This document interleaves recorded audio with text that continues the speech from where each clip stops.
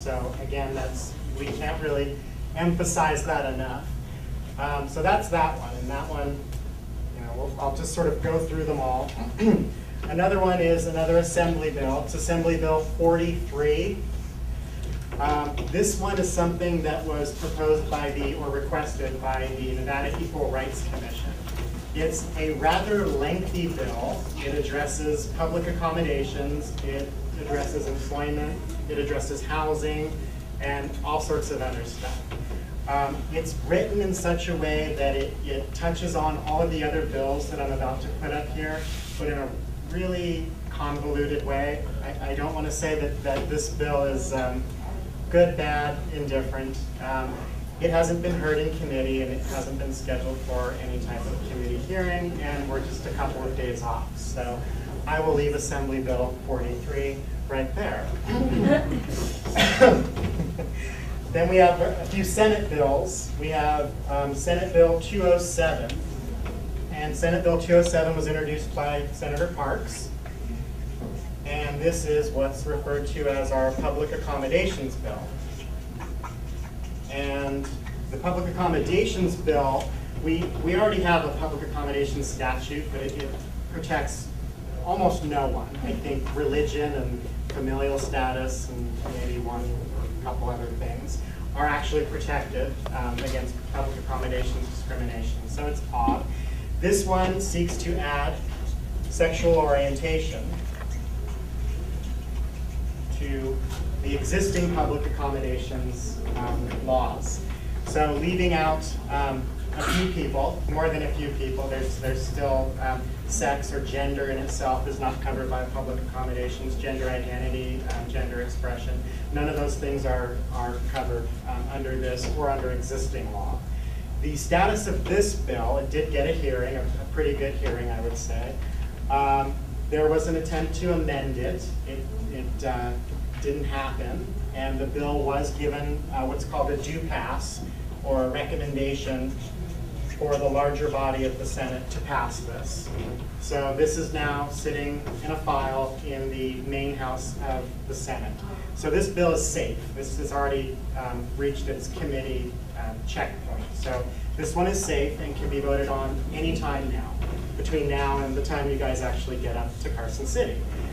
So we may or may not hear anything from this. It may pass out of the Senate and then move to the Assembly and may be ready for a hearing in the Assembly Committee when you guys are there, which would be great. So that's where that one is. Then we've got Senate Bill 283, which is our domestic partner registry. And this one's kind of a big one. This was also introduced by Senator Parks. It's currently in the Commerce and Labor Committee in the Senate. It already had a hearing. It was a big gay day hearing apparently in Commerce and Labor in both houses. So all of these, well not 43, but all three of these others were all heard in the same day. So people were sort of running back and forth and testifying and watching the hearings both in Carson and here at the Sawyer Building. While this one did receive a hearing, it didn't get consideration or voting out of committee. So the due pass doesn't exist for this one. So this one has until Friday to meet its checkpoint, or it's done as well. But it's looking good. David sent out an email this morning. Looking good. There were some issues with this one, and going along with compromise and working these things out and getting them to the point where they need to be and meeting that checkpoint by Friday was money. Again, because we don't have the money, because in this bill, it literally seeks to substitute, for lack of a better word, and I guess I'll be careful with that one, domestic partners or those in the domestic partner registry wherever spouse exists in our state law, which is pretty huge. It would be like 100 bills in one. It's gender neutral, so it doesn't matter. So it's basically any two adults, not related by blood or otherwise able to marry. And so you would gain things like hospital visitation rights, rights of survivorship in the state of Nevada. And these are all things that we actually have tried to do in the past in single bills, and they've failed. So for this to be where it's at right now is pretty amazing. The one issue with this was, again, money, because one of the things that goes along with spouse in our state law is for state employees. All spouses get health care benefits and you know, the whole thing there. So Senator Parks is working to eliminate that sort of fiscal note there. So, and it looks good. It looks really good. So, and I'll come back and talk about sort of the whole group in a few minutes. There are a few other bills that are of interest. We have an Assembly Joint Resolution, HAR 3. This is, if you believe it or not, some people can't believe we're actually still considering this. This is the ERA, Equal Rights Amendment to the U.S. Constitution that we've been working on for 30 years. So we're hoping, you know, we can sort of get out of the dinosaur age and you know, you would think there wouldn't be a lot of controversy here. We just want to do, you know, put the women in the Constitution, make them vote, not a big deal, let them drive, travel freely.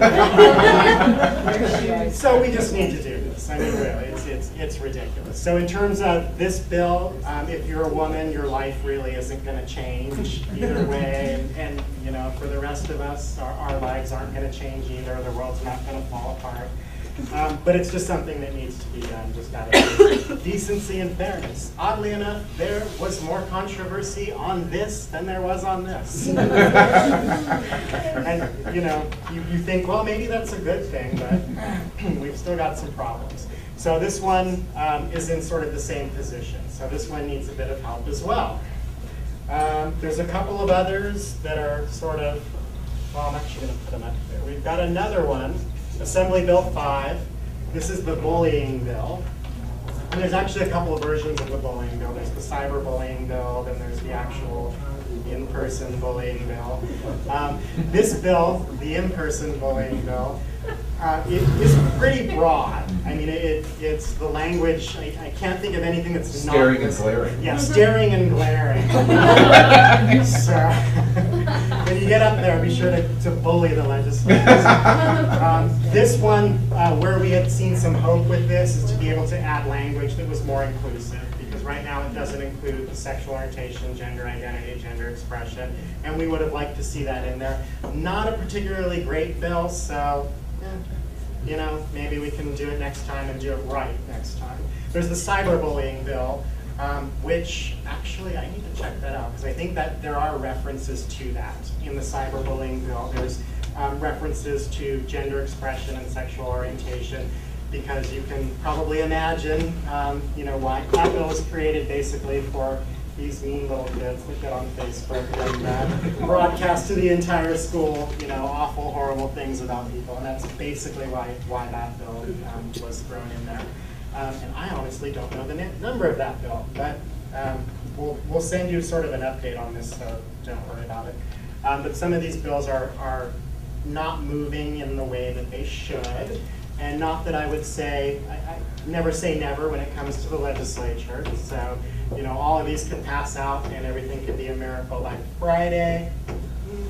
So, hopefully. But some of the things we can do, I mean, a lot of these still need to move. The legislators still need to hear from people. Like Bob was saying, the emails, they're not working. I mean, they're not, if you served in the legislature, you're